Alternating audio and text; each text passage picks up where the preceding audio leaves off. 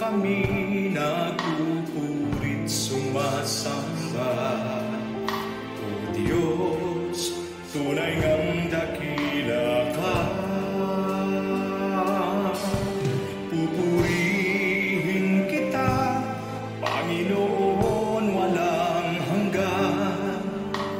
Itataas kita habang ako'y may hininga. Mahal kita, Panginoong Jesus. Banal, banal, banal ka, Panginoon.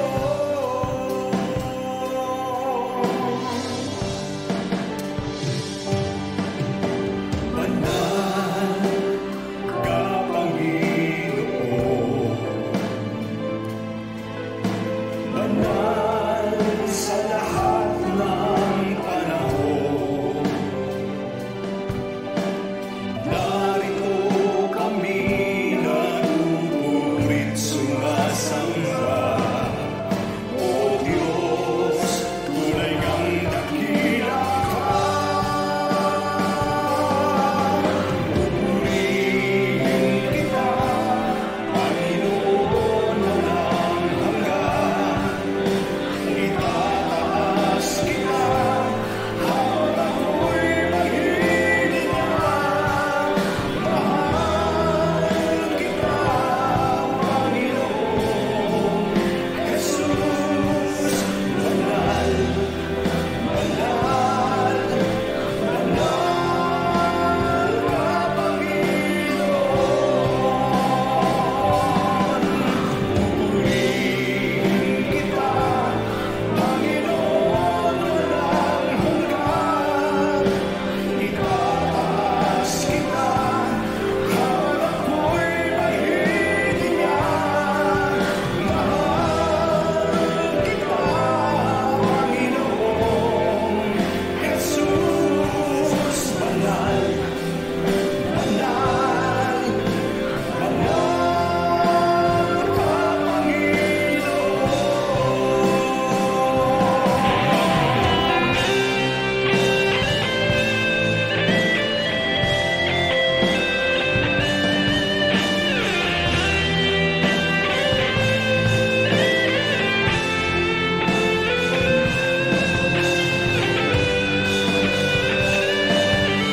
Sa iyo ang lahat ng luwalhati.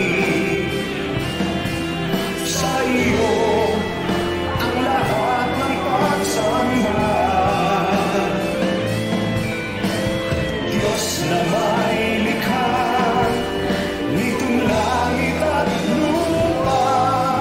Sa iyo ang lahat ng luwalhati.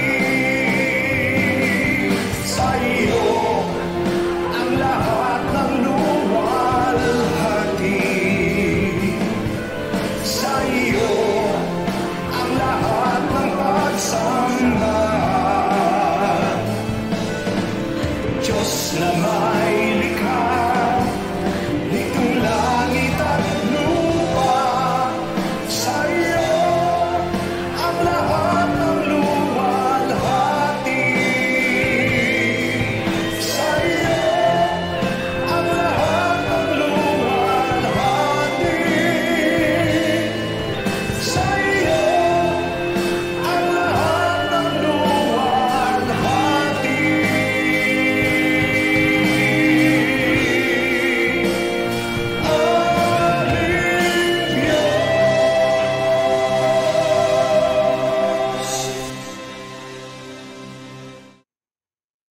Isa pong pinagpalang araw sa ating lahat, mga kapatid. Purihin ang Panginoon sa panibagong buhay, lakas at sigla na kanyang ipinagkaloob sa atin. Salamat din sa Panginoon sa mahimbing na pamamahinga sa buong magdamag na kanyang iginawad sa atin. Yes, the Bible says in 1 Timothy 2:13, even if we become faithless, He will remain faithful, for He cannot disown Himself. This is what kind of God we have.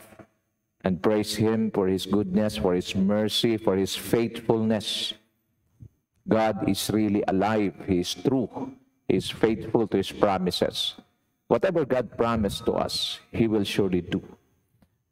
This is how faithful He is. The Bible says, the steadfast love of the Lord never ceases. They are new every morning.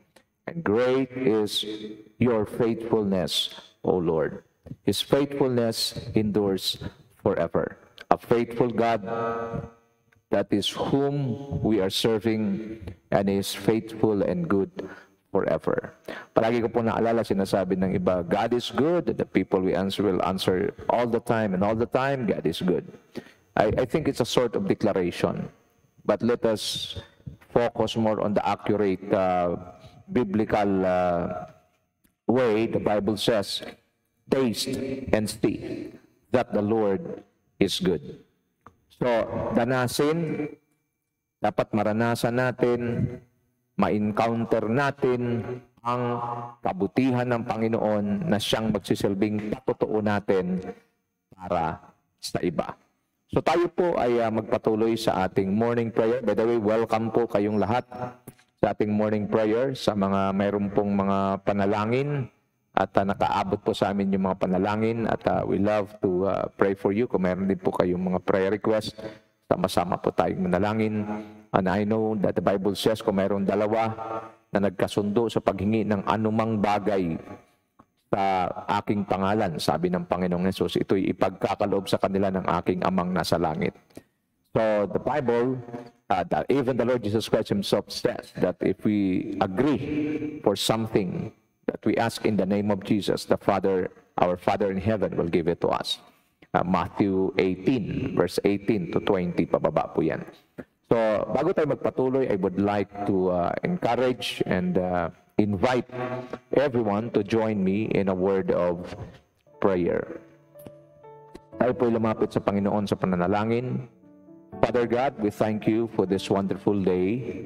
We thank you for a new life. We thank you for a new day. And we thank you for being with us. And thank you for your faithfulness and goodness na amin pong nararanasan sa lahat ng panahon. And Lord, we also thank you for your provision, for your protection, and even we thank you, Lord, for your unending forgiveness, that even though we commit mistakes, that even though we commit sin, Lord, still your mercy and your grace is always available for us.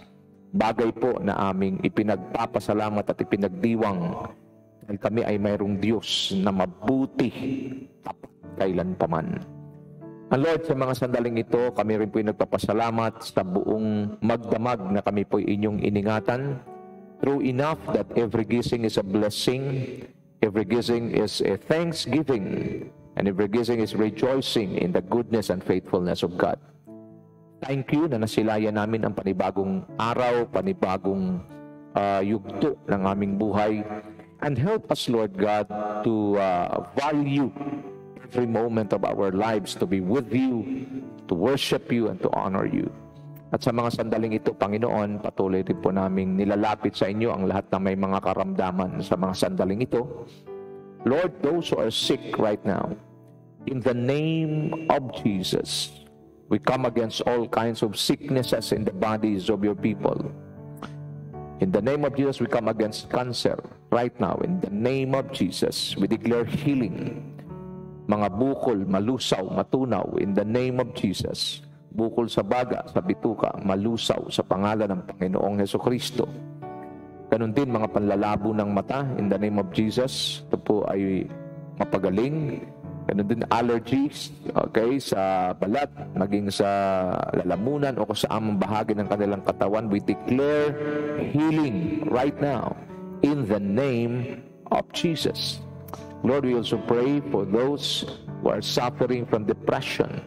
Right now, in the name of Jesus, I pray for the peace of God, the joy of the Lord will flow like a mighty river in their soul, and it will flood their spirit, Father God, for them to be delivered from the spirit of depression.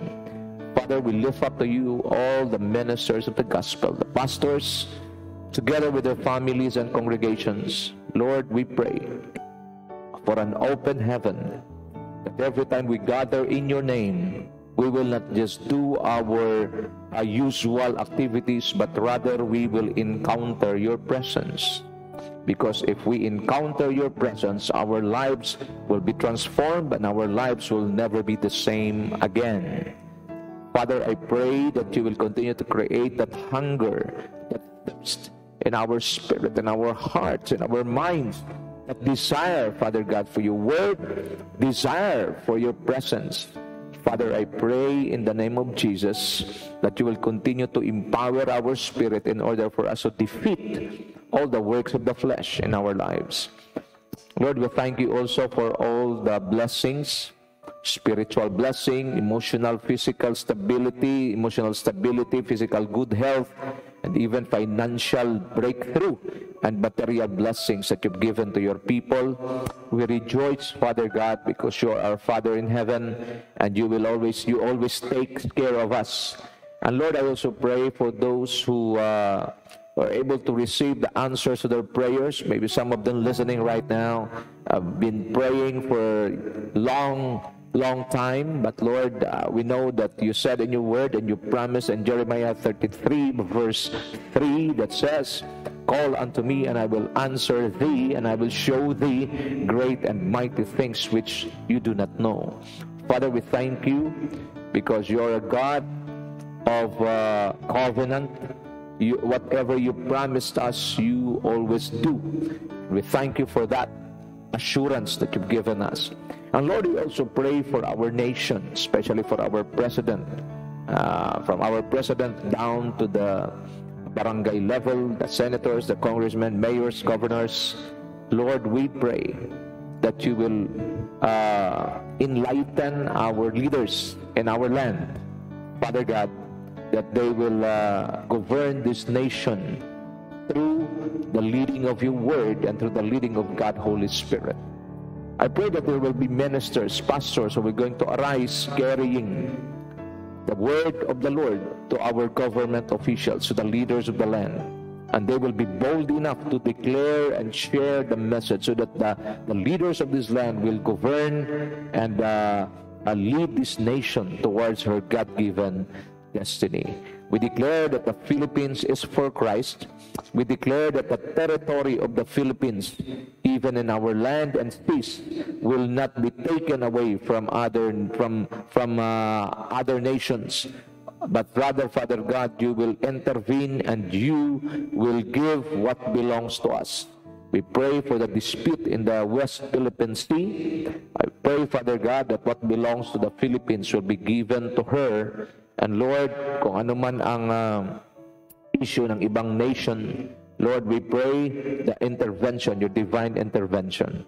We come against the spirit of idolatry in this nation, the spirit of corruption, the spirit of disobedience to your disobedient spirit against your word. In the name of Jesus, we destroy all the works of the devil in Jesus' most powerful name. We also pray for your church to arise, Father God. There will be unity in the body of Christ. Lord, we rebuke that demonic spirit of envy, spirit of competition, spirit of slander.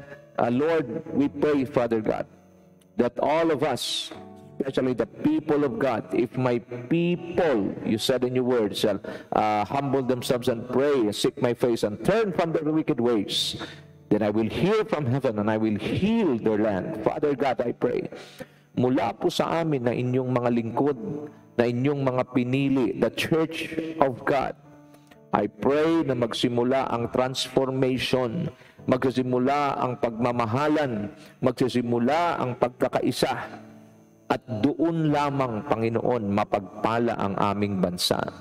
Tulungan niyo po kami na hindi namin itaas ang aming mga sarili, ang aming mga grupo, ang aming mga organisasyon, bagkus ang tanging itataas lamang namin ay ang nag-iisang pangalan ng aming Panginoong Hesukristo. Ikaw lamang ang may taas sa bansang ito. Ikaw lamang ang may taas sa mga church, sa churches ninyo, Panginoon. anything na tinataas ng tao, maging church man ito o mga mananampalataya, kung hindi si Kristo Panginoon, wasakin niyo po ito. Dahil walang karapatan ang anumang grupo, sinumang tao na may taas at maging kapantay ni Kristo. Father God, in the name of Jesus, if we are doing as a church, if we are doing something or things that are not pleasing before you, destroy it now in the name of Jesus. And let the name of Jesus Christ alone be enthroned, be exalted, be worshipped, be praised, be glorified in the name of Jesus. I pray na yung mga sanhi ng sigalot para hindi magkaisa ang iyong mga lingkod, ang iyong church, Panginoon. Lord, they will be eliminated, they will be removed, Father God, so that the unity in the body of Christ, the unity of the church of Christ will happen in this nation. Father God, we pray also and ask for rain, Panginoon, mula po sa El Nino na aming kinakaharap sa aming bansa. Lord, I pray na yung mga lugar talaga, Panginoon, na nangangailangan na ng ulan, Lord, ay iyo pong papatakin ang ulan sa mga lugar na ito upang ang aming mga lupain ay madiligan at Lord, ganun din magkaroon, Panginoon, ng kaginhawaan ang mga mamamayan ng bansang Pilipinas. Father God, I pray that the Church of God will sense the urgency of preaching the gospel to the lost, preaching the gospel of the kingdom to those who are non-believers. I pray, Father God, that urgency, Father God, is just like a burning fire in our spirit and our heart, na pag ito'y aming naramdaman, Panginoon, na dama namin, O Diyos, Lord, we will come to you, we will share the word, we will share the gospel to the lost, Father God, so that they will be saved and receive the Lord Jesus Christ as their King, Lord, and Savior. Lord, I pray right now sa mga churches na hindi na po nagwiwin ng kaluluwa, Father God, I pray, give us a burden for the lost, burden to share the gospel, burden to bring people to God in the name of Jesus. And Lord, I pray even the mega churches, Lord, you will continue to bless them as they continue, Father God, to spread the good news, Father God, to the people, Panginoon, in their sphere of influence. And Lord, also to those churches who are small but terrible, Father God, moving in a very powerful way. Lord, I pray mula sa malaki hanggang sa pinakamaliit na churches, everybody's busy, Father God. Everybody's working hard to advance the kingdom of God in their sphere of influence. Where the church is located, Lord, they are actively moving, Father God, winning souls for Christ. Maraming salamat. And I also pray, Father God, for financial provision, Lord, because people in the world are looking at the status of your people. I pray, Father God, that you will open the heavens and pour out so much blessings, Lord God, that people will see that the Church of God is blessed by the Lord, funded by the Lord. The people of God is unstoppable. The church is unstoppable, that even the gates of hell will not prevail against it. Father, I pray for our next generations, that they will be prepared, they will be equipped in the name of Jesus to carry the word, the gospel of the kingdom, not just in the Philippines, but even the whole world.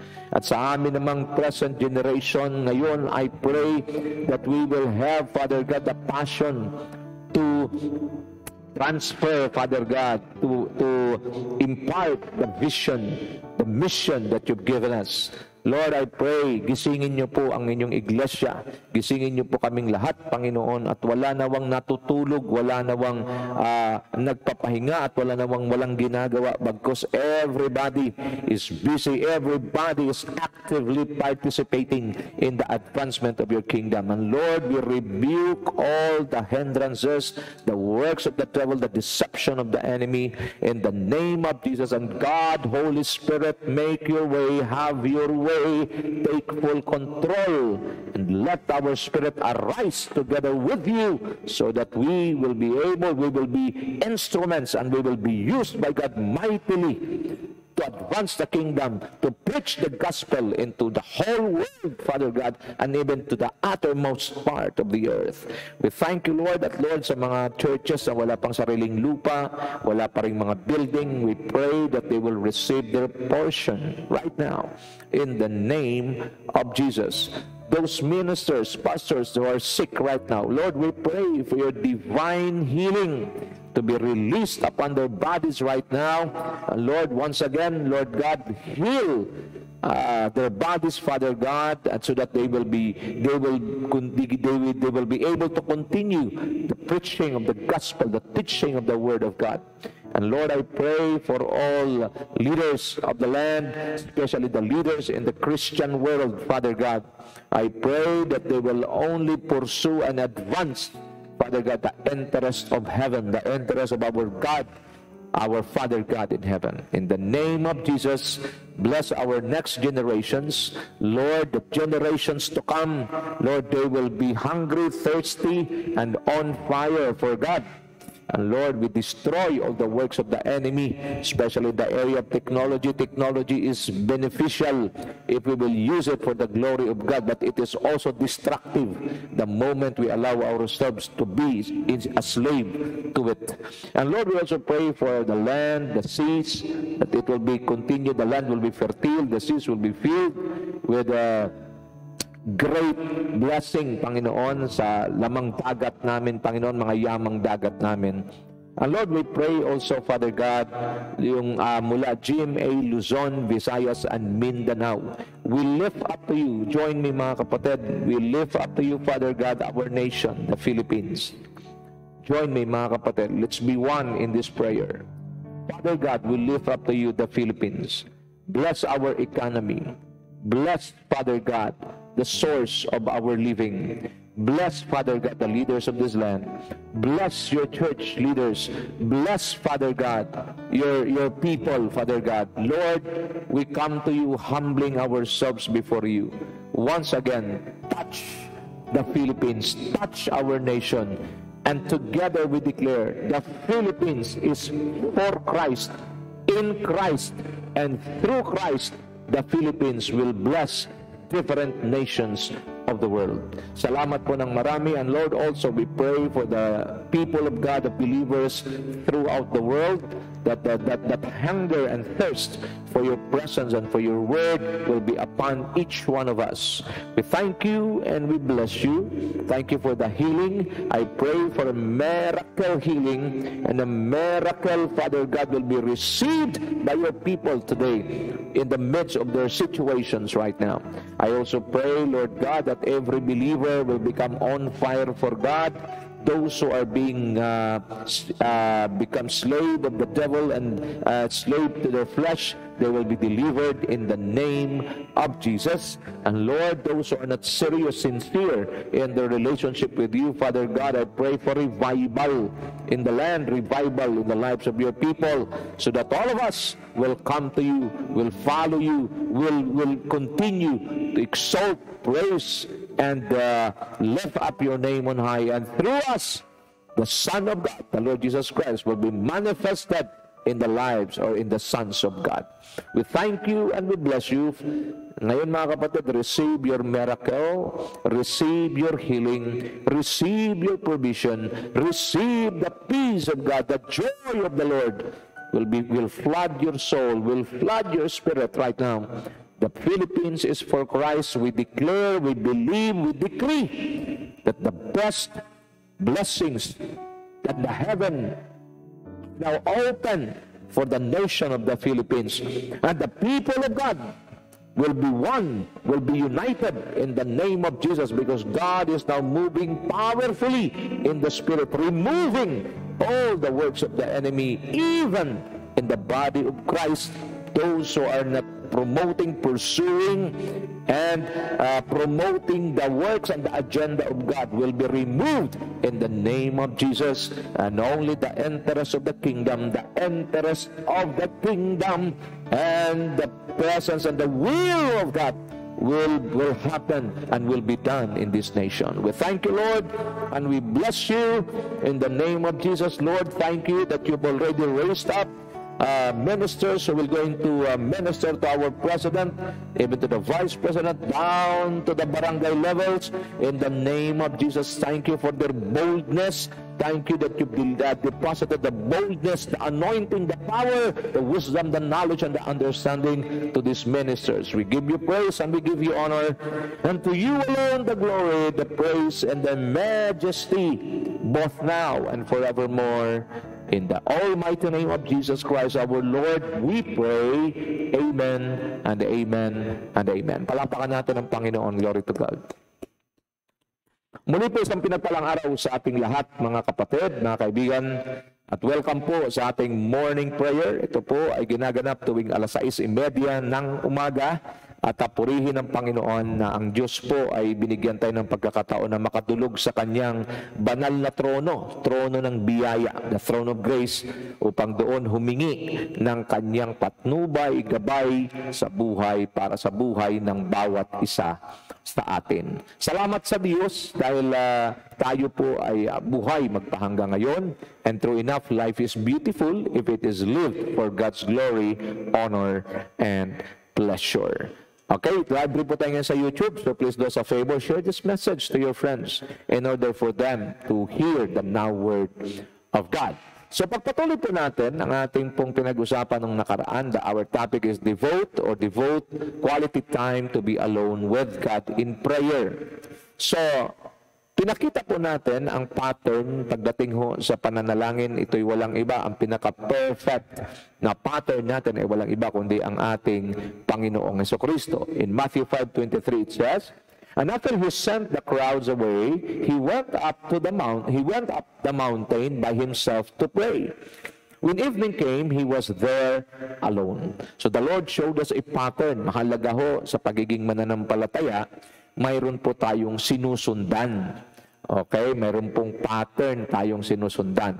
Kadalasan po, mayroon pong mga maririnig tayo na sinasabi, mayroon tayong susundan na pattern. Minsan marami hong mga pattern ang prayer, mayroong acts, okay, adoration, confession, thanksgiving,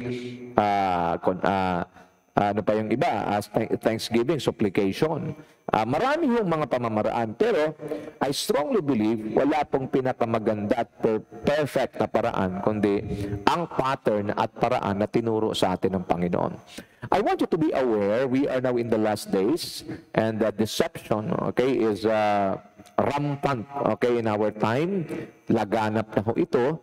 That is why the Lord is telling us, the Lord is revealing to us that everybody, if you're a believer of Christ, go back to the Bible. Kung mayroong kang, kung ikaw ay tunay na mananampalataya ni Kristo, ang dapat mong i-master ay walang iba kundi ang salita ng Diyos, ang Biblia. Sinasabi ng Panginoon, inutos niya kay Joshua sa pamamagitan ni Moises, ang sabi, do not let this book of the law depart from your mouth. Ibig sabihin, ito po ay talagang nasa loob natin, pinag-aaralan natin, pinagbubulay-bulayan natin, inaaral natin, higit sa lahat, ina-apply natin. At ang sabi, meditate on it day and night, so that you will be able to do everything written in it. Application po yan. At ang resulta po, your life will be prosperous and successful. So, the Lord Jesus Christ showed us a pattern. So, careful tayo in the last days because deception, by the way, ang sabi ng Panginoon sa Matthew 24, marami ang mga darating na mga bulaang guro, bulaang propeta, kahit na bulaang Kristo. Darating po sila. At nais ko pong maunawaan ng bawat isa sa atin, ang kanila pong gagamitin ay hindi po obvious na pangdaraya, kundi gagamitin din nila ang Biblia. Now, ako po ay mayroon pong napanood na magandang eksplanasyon kung paano po pag-aralan ang Bible. Sana po ito'y makatulong din sa atin. Mayroon pong dalawang paraan paano po pag-aralan ang Biblia.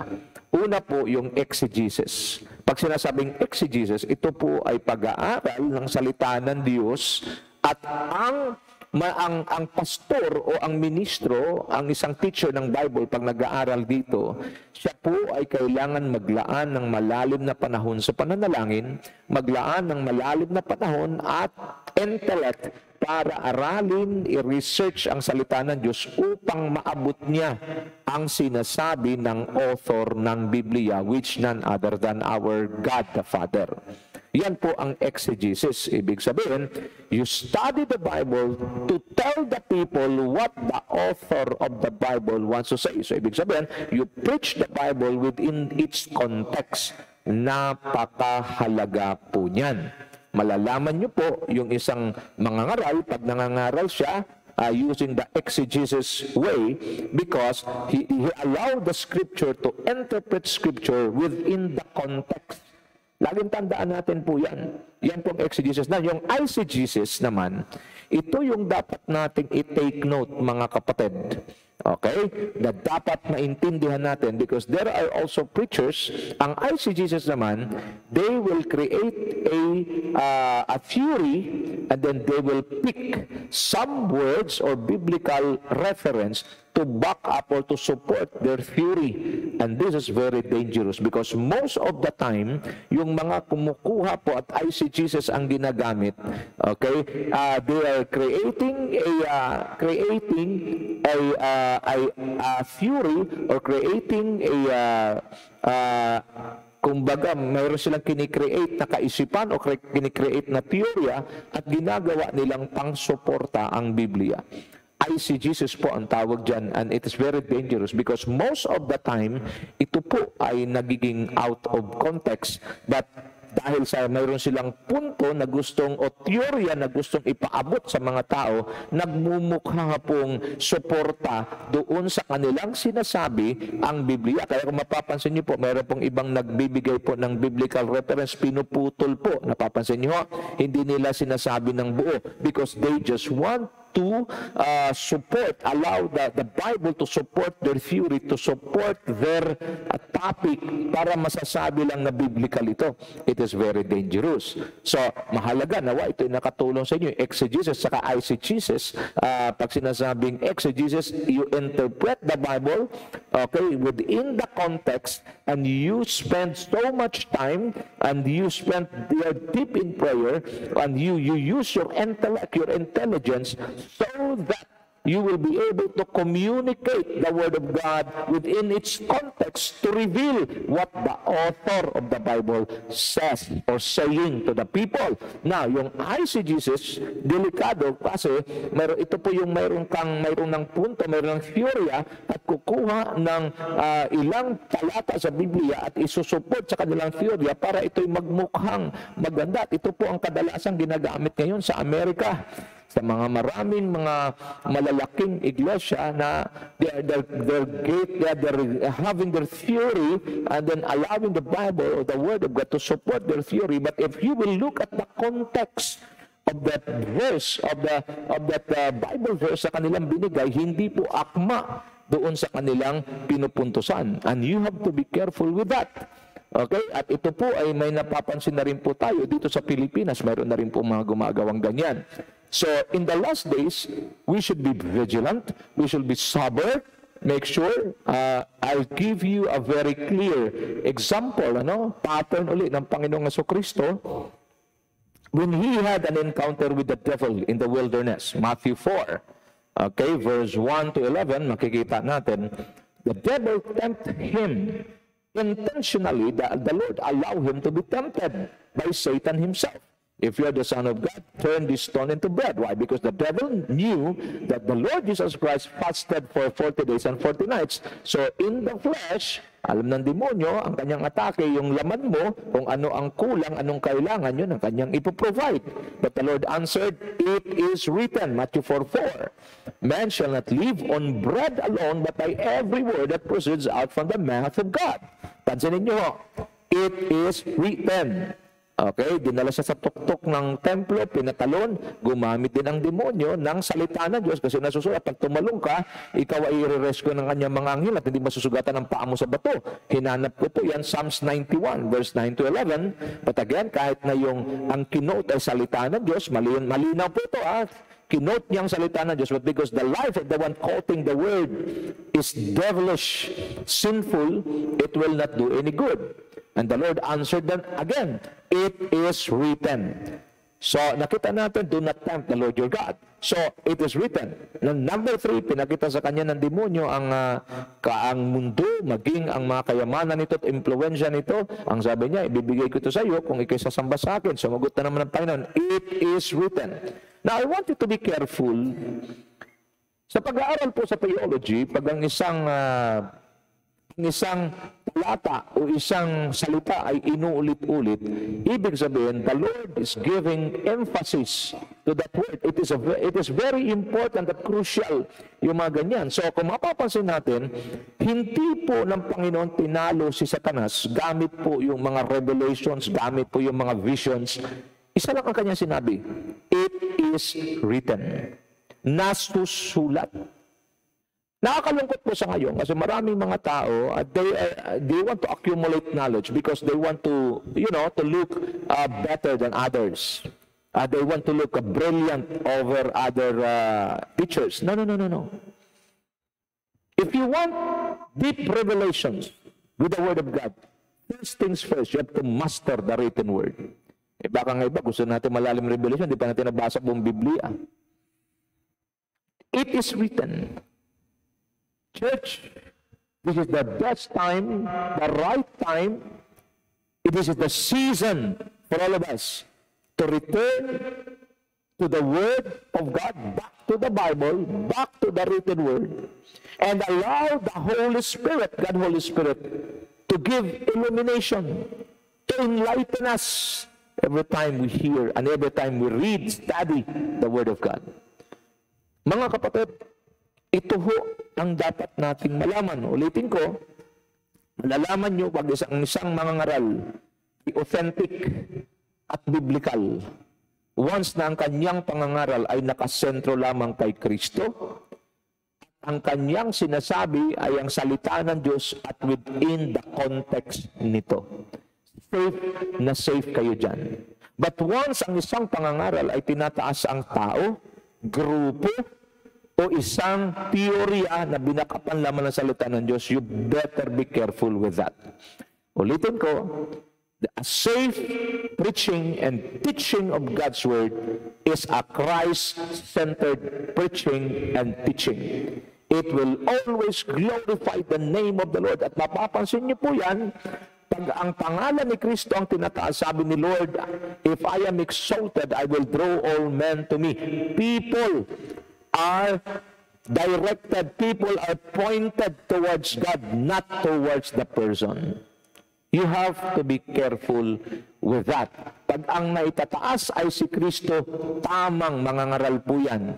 Kasi dapat lang talaga si Kristo lang ang may taas. Pero pag ang pangangaral po ay hindi si Kristo ang naitaas, bagko si Kristo secondary, at ang focus ng mga tao ay doon na sa mangangaral o doon sa tao na nangangaral, you have to be careful. Because it is not biblical. Neither ito po ay mayroon na pong contamination pagdating po sa understanding salita ng Diyos. Nawa po, itong araw na ito ay mayroon po kayong napulot at natutunan. Because when it comes sa last days na ating kinalalagyan, we have to be careful. We need to be watchful, sober, vigilant, especially sa pakikinig natin salita ng Diyos. Nagkalat po ngayon sa internet, mapa-Amerika or saan mang dako ng mundo, nandiyan po ang samot-saring pangangaral. But be discerning. Pray for the spirit of discernment before you listen, before you will spend time hearing with the one preaching the word. Ulitin ko, it should be Christ-centered. It should glorify God, exalt the name of God. And the evidence or the manifestation that that person is really sent by God is when the life of people will be transformed, towards Christ-likeness. At ang end result niyan, ang mga tao nagiging on fire, nagiging committed sa pagsunod sa Diyos. Then that preacher, that person is really exalting the name of the Lord. But if that person, preaching the Word of God, using the Word of God, no matter how eloquent, no matter how articulate, no matter how good he is in his teaching and preaching, if it is not Christ-centered, if It only cater and give strength, or it tickle, okay, the ears of the people, and ignite the flesh. You have to be careful with that. Mga kapatid, laging tandaan, wala na po sa bokabularyo ni Satanas na iparanas pa sa atin yung bad. Ang bokabularyo ni Satanas is good, better, best. Yung bad, wala na ho yan. Payag ng demonyo, kahit na masakit sa kanya, yung maranasan mo yung good things. Because the closest enemy of the best is none other than the good things. So you need to be careful with that, mga kapatid. Now, the Lord Jesus Christ showed us an example, a pattern. When it comes to prayer, marami rin pong pattern na sinasabi ang mundo, maging ang mga churches, pero hindi ko sabing hindi tama yun, pero mas tama na gayahin natin ang Panginoong Jesucristo. So He spent time or devoted time to be quality time to be alone with the Father.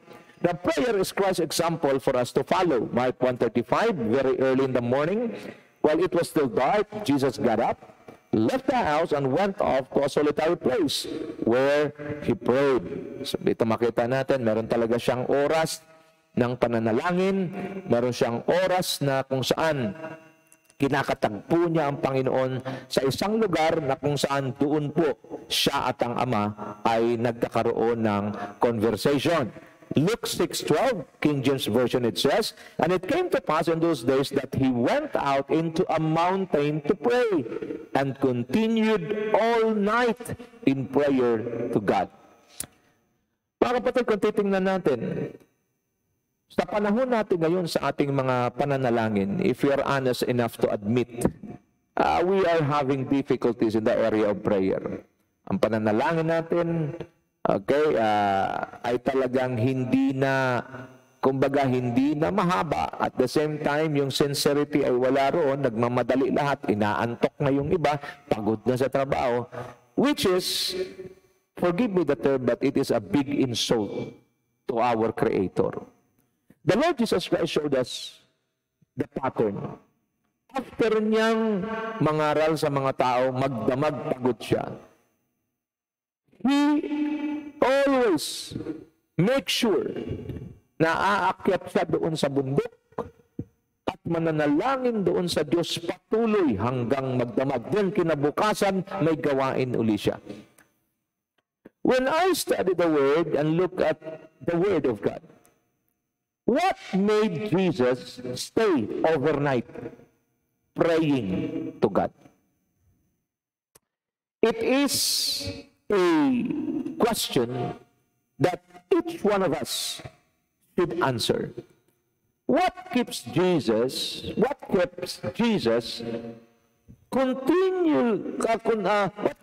praying overnight? Sa atin, pag nag-pray, baka yung isang oras talagang kalbaryo na sa iba eh. Minuto pa lang kalbaryo na, pero pag manood ng mga kung ano-ano sa mundo, walang kalbaryo, masayang-masaya. Why? Because you're feeding the flesh. But the moment you feed the spirit, and the flesh will react. Mabilis magsawa, mabilis mawala ng gana. Ganun ang laman. Kaya nga, we are battling against the flesh. That's why I challenge you, mga kapatid. Manood kayo Tuesday, Thursday, yung ating discipleship training. Because we are, meron tayong series, Winning the Battle from the Inside Out. And that there are biblical prescriptions on how to defeat the flesh. Now, ano ang nagpapanatili kay Kristo? Nas in spite sa pagod niyang katawan, bakit nandun siya sa bundok? Magtataka po kayo, si Kristo po dinudumog ng libu-libong tao, pero pag akyatan na ng bundok, walang sumasama. Alam niyo bakit? Walang sumasama? Kasi mahirap eh. Kasi ang bundok noon, hindi katulad ng Bagyo. Yung Bagyo ngayon, bundok din yung Bagyo eh. Kaso may landscape na kasi, may daan na, kaya madali na lang eh. Pero noon, wala pong landscape. Wala mga paraphernalia ng mountaineer, si Kristo.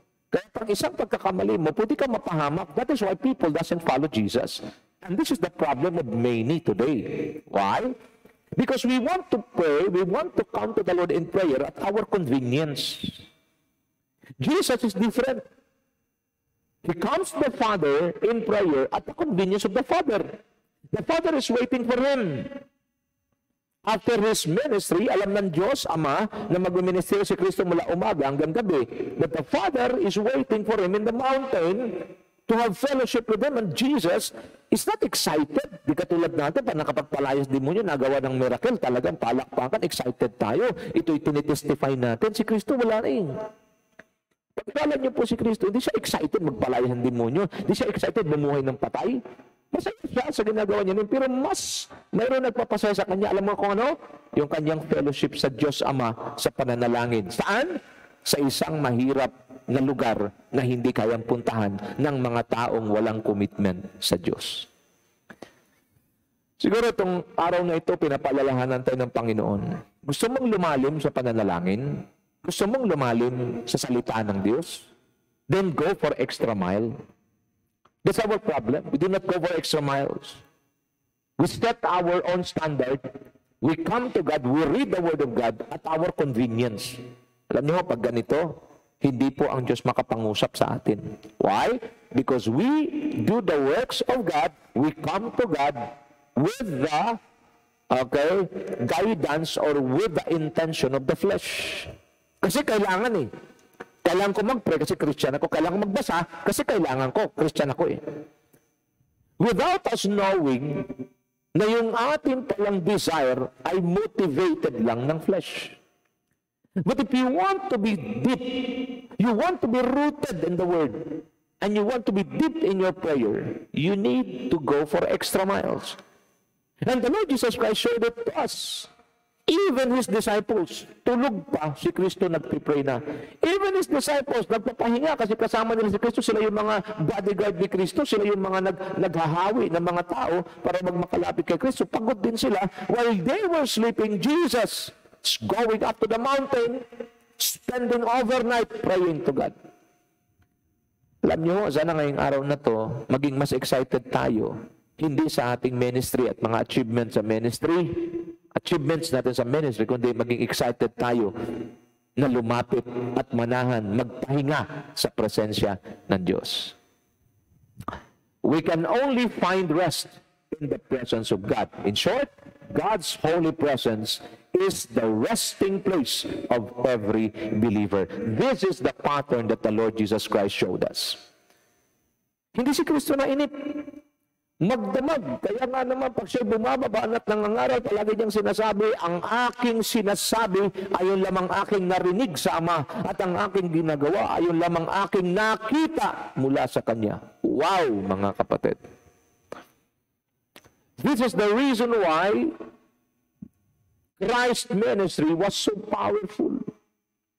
That even up to this very moment, we can still feel and we can still experience the power of His ministry. Why? Because it is a ministry initiated, motivated, originated from the Holy Spirit, not from the flesh.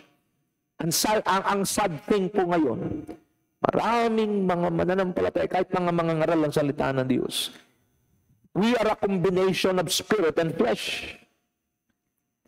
Ang sabi ng Bible, clear as crystal, Zechariah 4:6, not by might, flesh, not by power, flesh, but by my Spirit, says the Lord.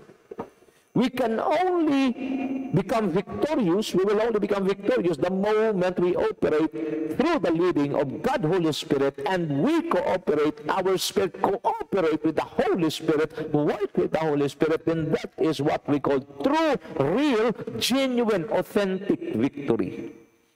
But if the flesh will going to participate in the ministry, then dyan magkasimula ang chaos, dyan magkasimula ang gulo.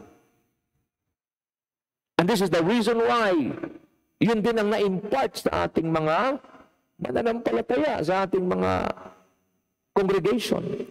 That is why hindi ka-taka-taka, dumarating ang iba, late. Alam niyo, pag kayo na late sa gawain ng Diyos, dapat napakalalim ng conviction. Sising-sisi ka. Bakit ka na late? Kasi alam mo, hari ng mga hari, Panginoon ng mga Panginoon, naghihintay sa iyo. Siya yung pupuntahan mo. Pero pag na-late kayo, nawala na kayong conviction, something's wrong. Ulitin ko Pag na-late kayo sa gawain, na walang conviction, wala ka malang pagsisisi, hindi ka malang nasaktan, magtanong-tanong ka na. Kailangan mo na ng revival, kapatid, bago mahuli ang lahat. Baka isang araw magising ka na lang. Pag oras sa pagharap mo sa Panginoon, baka ibang salita ang marinig mo. Away from me, I do not know you, you evildoers. Nag-aaral salita ng Diyos. Pag nag-aaral ka ng salita ng Diyos, nagbabasa ka, iba ang dating sa iyo, na-empower ka. Pero pag hindi ka nakapagbasa, ni hindi ka malang nagalit, ni hindi ka malang na-convict, you better ask yourself, Christian pa ba ako, Panginoon? Maganda na ho, tapatin natin. Pag wala ka ng panalangin, wala ka ng salita ng Diyos, pupunta ka sa gawain late, at wala kang conviction na hindi ka malang naantig, ni wala man lang galit na naramdaman ka sa puso mo, galit sa laman mo, dahil pumatol sa gawa ng demonyo, at na-late yun ang naging dahilan, may galit ka sa laman, galit ka sa gawa ng demonyo, magandang sinyalis pa yan. Pero pag wala nang ganun, yung iba nandyan sa church, cellphone ng cellphone. Yung iba nandyan sa church, hindi nakikinig sa pastor. Yung iba nandyan sa church, ang utak lumilipad, magsisi na kayo.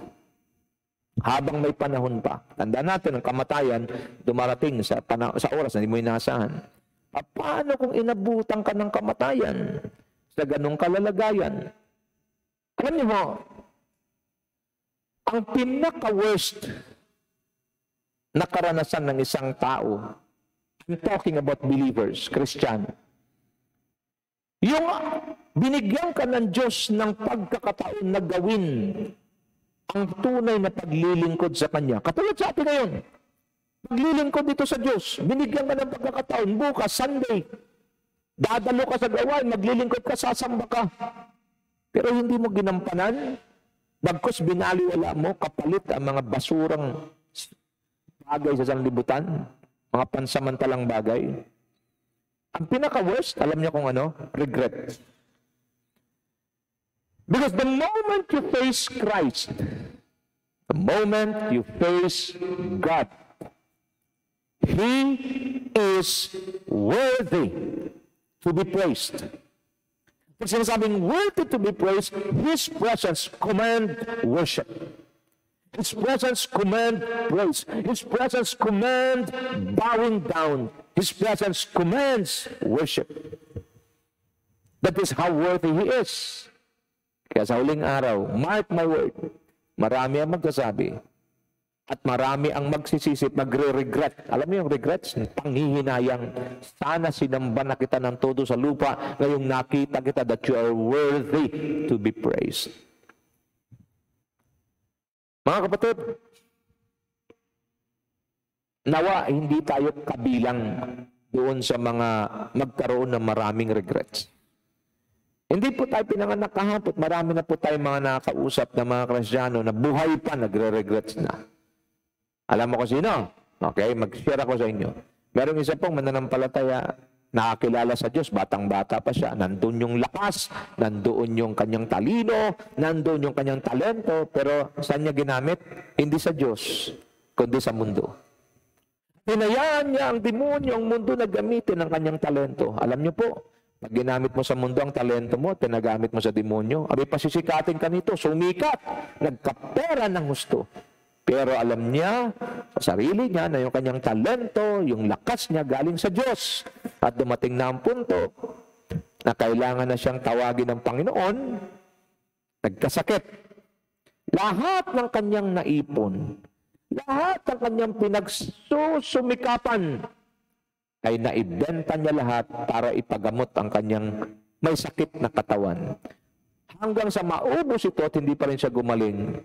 At gano'n naman ang tao sa katigasan ng ulo, lalapit sa Diyos. Panginoon, patawarin mo ako. Panginoon, magbalik loob na ako. Ang Diyos naman, ulitin ko, read my lips, ang Diyos naman, napakabuti. Kung magmahal, walang katulad. Kung magpatawad, sobra-sobra. Pinatawad. In short, gumaling. Miracle, gumaling.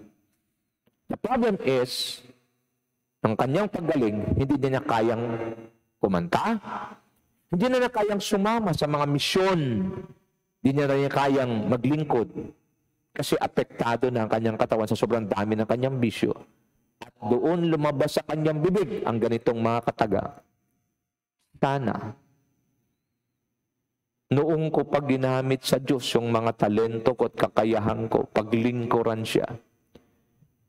At tuwing maalala niya ito, ang pagpatak ng kanyang luha ay naroon. Bakit? Sobrang panghihinayang. Sasabihin sa akin, gusto sumama sa gawain, kaso di na pwede. Diyan na lang. Yung isa naman, sobrang nakilala sa payo, matanda na. At ang sabi, sana nung kabataan ko pa si Lord na meet para makasama pa ako sa gawain. Ang sabi ko, mag-pray na lang po kayo. Mga kapatid, kayong mga nakikinig sa akin ngayon marahil, napabayaan mo na ang iyong Bible reading, Bible meditation, application. Napabayaan mo na rin yung prayer, intimacy mo sa Diyos. Commitment mo sa gawain ng Diyos. Huwag mong gamitin. Ako'y nakikiusap sa iyo bilang lingkod ng Diyos, mga kapatid kay Kristo. Never use your gifts, talents, and potentials sa mundo. Gamitin mo yan para sa gawain ng Panginoon sa kapurihan, kaluwalan, kaluguran ng Diyos. Bakit? Kanya yan. You will surely regret. You will surely regret the moment ginamit mo yan sa mundo. Because hindi yung binigay siya ng Diyos para gamitin mo sa mundo, kundi gamitin mo sa kanyang kapurihan, kaluwalhatian, kaluguran. The number 5, win souls for Christ. Pag hindi na nag-win ng souls para kay Kristo, maganda po mag-evaluate tayo ng ating sarili.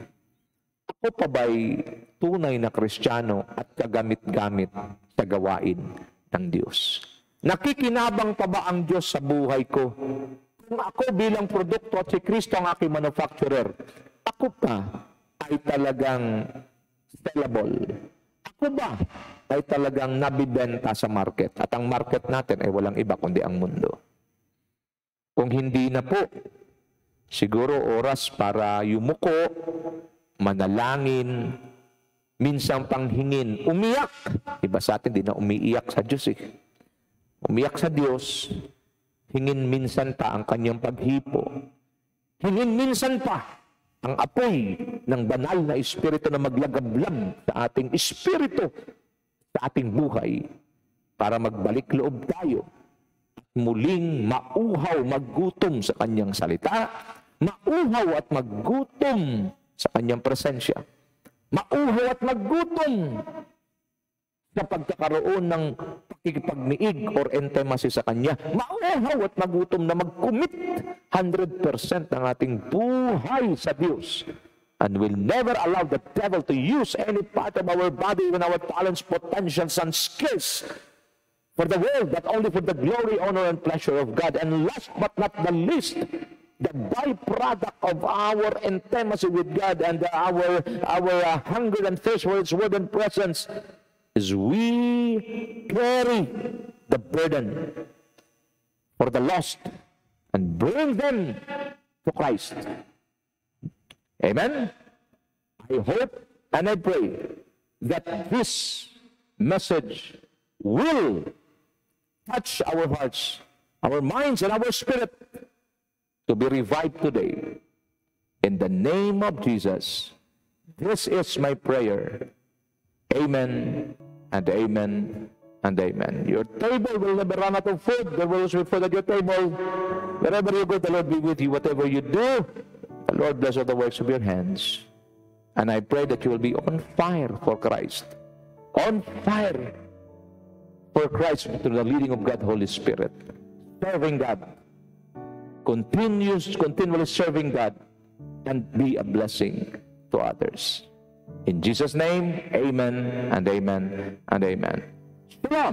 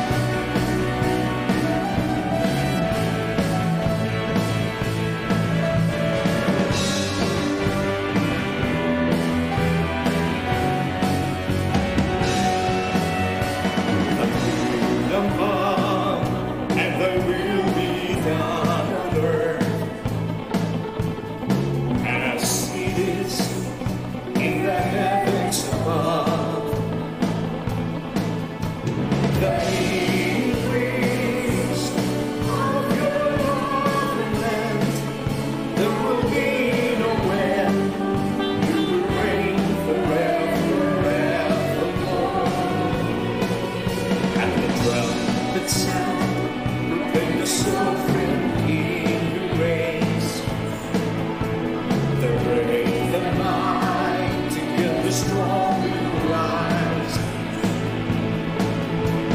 Assemble to worship the King of Kings, for His kingdom is high, and His throne is established in majesty.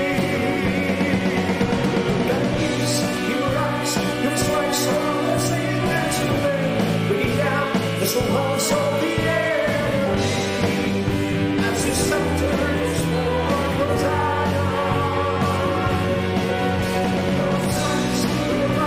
Take dominion in every domain, bring peace, righteousness, justice, truth on the earth, transformation in every nation. Your power and glory reveal, and your kingdom will reign forever.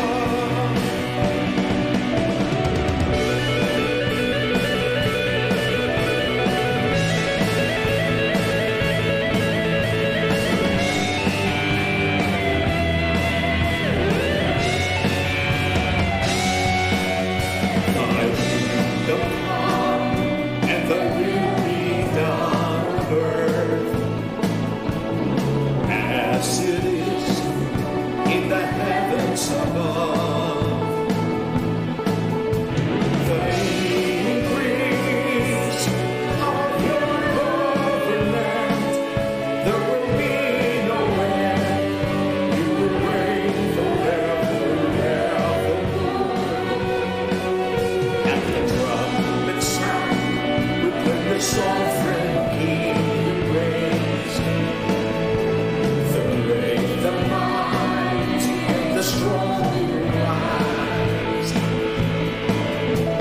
Assemble to worship the King of Kings, for His kingdom is come, and His throne is established in majesty.